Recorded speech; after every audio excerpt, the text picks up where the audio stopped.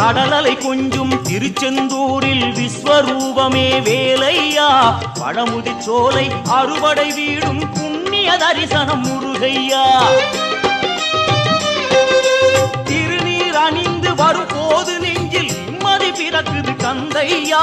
சுகனே சிவனார் மகனே உன்னை பாட பாட சுகமாகுதையா வேல் முருகா அரோகரா அரோகரா வேல் முருகா